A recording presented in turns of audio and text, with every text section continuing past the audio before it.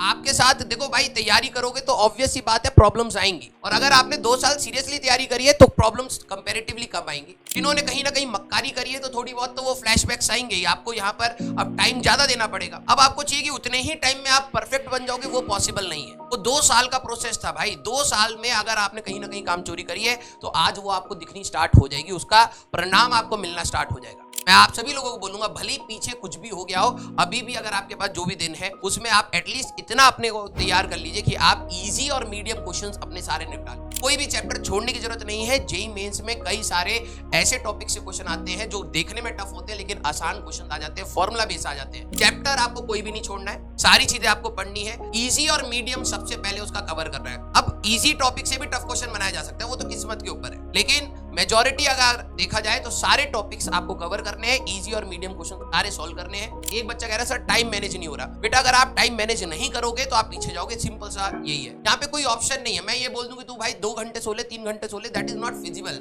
आपको अपनी डिमांड के हिसाब से कि आपके क्या मार्क्स आ रहे हैं, आपको कितना ग्रोथ चाहिए, उसके हिसाब से आपको इनपुट देने ही पड़ेंगे, कहीं ना कहीं देने ही पड़ेंगे। 6-7 घंटा तो आप रिवीजन के लिए 11वीं के लिए तो दे ही सकते हो पर डे, और 3-4 घंटा आप अपना 12वीं का कर लो। कुछ लोग लिख रहे हैं मैथ्स हार्ड है, तो बेटा मैथ्स तो हार्ड थी बचपन से ही, हाँ सभी के लिए हार्ड है।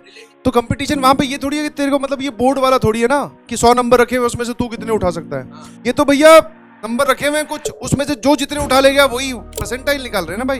तो मैथ्स डिफिकल्ट है, मैं कब मना कर रहा हूँ? मैंने कब ये बोला कि आसान है? एक भी बात बताओ यार तुम्हें आसान सवाल करवाए हो, नहीं ना। तो डिफिकल्ट है तो आप उतनी एनर्जी उसमें लगाओ। और जैसा सर ने बोला कोई भी टॉपिक छोड़ के मत जाइएगा। सिंस जब से ये जेईई में या जेईई मेंस में टेस्ट की टेस्ट सीरीज बनने लगी है ना, तब से उठ के ऐसे होता है कि रैंडमली किसी भी टॉपिक का क्वेश्चन कहीं भी पहुंच जाता है। जो डिवीजन है वो हो सकता है खराब हुई हो, आप कोई भी चैप्टर छोड़ के जाना, दैट मीन्स आप अपनी जिंदगी के साथ जुआ खेल रहे हो, और that is not the proper time. और घबराने की कोई बात नहीं है, सबकी तैयारी ऐसी ही होती है, और यही डर का माहौल होता है पेपर से पहले। हमने भी पेपर दिया, हमें भी ऐसा ही लगता था। और जो तुम लोगों का है नेचर की, हाँ सर हमें तो डर लग रहा है, नंबर नहीं आएंगे, तो ये सब फीलिंग टेस्ट से पहले रहती है। एक बार आप टेस्ट देके आ जाओगे, आपको पता चलेगा कि हाँ भाई सवाल कहाँ से आते हैं और स्कोर कैसे किया जा सकता है। ठीक है, तो पूरी पढ़ाई करो अच्छे से। हो सकता है आपके ही खास लोग उसको जज करके आपको एक ओपिनियन दें और वो आप उसको सुनने की स्टेट में ना हो। ठीक है, बस कोई सुन ले, आप अपनी भड़ास जो भी